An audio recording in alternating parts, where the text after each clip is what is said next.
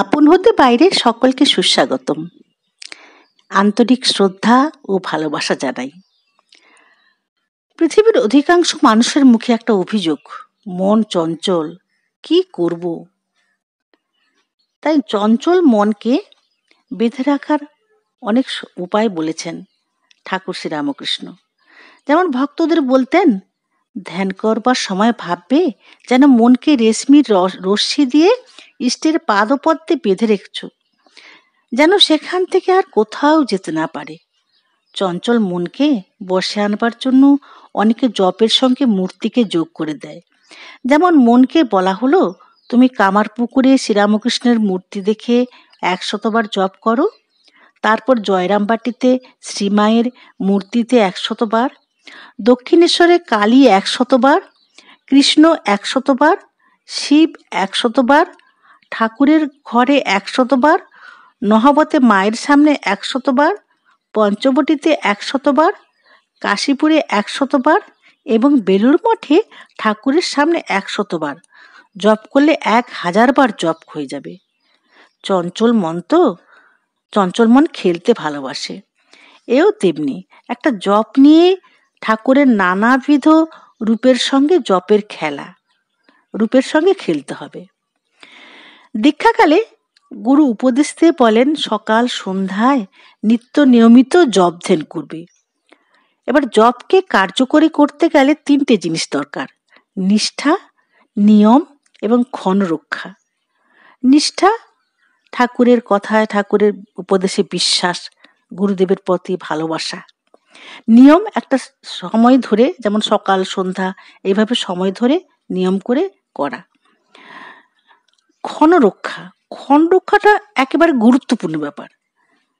যেমন কোনো ব্যক্তি সকাল 7টায় ব্রেকফাস্ট খায়, বেলা 1টায় লাঞ্চ এবং রাত 8টায় ডিনার খায়।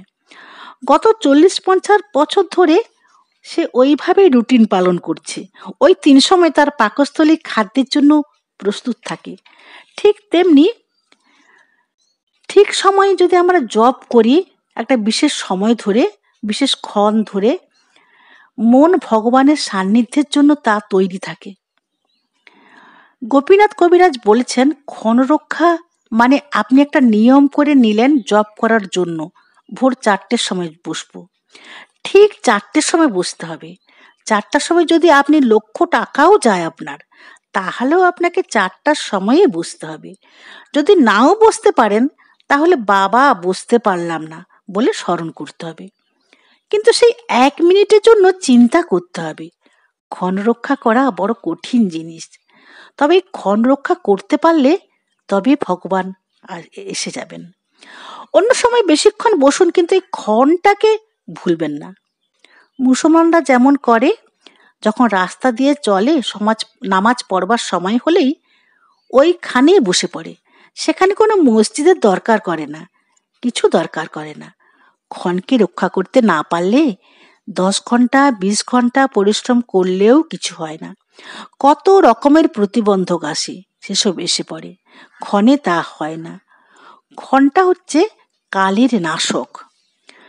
পতঞ্জলি যোগদর্শনে বলেছেন, ক্ষণ তৎক্রময় সংযমাদি বেকজং জ্ঞানম। বিভাগ হয় না, এরূপ সূক্ষ্ম কালায় অবয়বকে ক্ষণ বলে, যাকে আর ভাগ করা যায় না। যেমন আমরা ঘন্টা, মিনিট, সেকেন্ড, তারপরে আর ক্ষুদ্রতম, এমনই ক্ষুদ্রতম একটা সময় যাকে আর ভাগ করা যায় না। ঠিক ক্ষণও সেই একই। স্বামী ব্রহ্মানন্দ একবার বৃন্দাবনের এক সিদ্ধার্থার প্রসঙ্গে বলেন, তখন আমি ও হরি মহারাজ একসঙ্গে ছিলাম। আমরা নিয়মিতভাবে খুব ধ্যান জপ করতাম। আমাদের মধ্যে কথাবার্তা নেহাত প্রয়োজন না হলে একেবারেই হতো না। রাত্রি 8টার পর মাধুকরীর রুটি 2-1খানা যা থাকতো তাই খেয়ে শুয়ে পড়তাম। আবার রাত ঠিক 12টার সময় উঠে মুখ হাত ধুয়ে জপে বসতাম। জানি না সেদিন কেন একটু বেশি ঘুমিয়ে পড়েছিলাম। হঠাৎ একটা বিষম ধাক্কা খেয়ে আমার ঘুম ভাঙলো। কে যেন বললে, 12টা বেজে গেছে, জপে বসবে না? নিদ্রার ঘোর তখনও সম্পূর্ণ যায়নি আমার। ভাবলাম ঘুমুতে দেখে হরি মহারাজ আমায় বোধহয় জাগিয়ে দিয়েছেন, কিন্তু তাকে জিজ্ঞাসা করে জানলাম তিনি জাগাননি। তাড়াতাড়ি মুখ হাত ধুয়ে জপ করতে বসছি। সামনের দিকে চেয়ে দেখি এক বাবাজি নিবিষ্ট মনে জপ করছেন। হঠাৎ বাবাজিকে দেখে একটু বেশ ভয় হলো। জপ করি আর মাঝে মাঝে তার দিকে তাকিয়ে দেখি। যতক্ষণ বসেছিলাম বাবাজিও ততক্ষণ সামনে দাঁড়িয়ে জপ করছিলেন। তারপর নিত্যই দেখতাম তিনি ওইভাবে জপ করছেন। বন্ধুরা, তাহলে আমরা দেখলাম যদি একটা ক্ষণ বা একটা সময়, নির্দিষ্ট সময় যদি মেনে চলি, তাহলে আমাদের হয়তো ভগবান আমাদের সাহায্য করেন বিভিন্নভাবে, আমাদের সেটাকে আরও বেশিভাবে উদ্বুদ্ধ করতে, আমাদের উৎসাহিত করতে, সেই জপ প্রণালীকে তৈরি করতে আমাদের মনের ভিতরে তা সাহায্য করেন। ভালো লাগলে লাইক, শেয়ার, কমেন্ট এবং সাবস্ক্রাইব করে আমার পাশে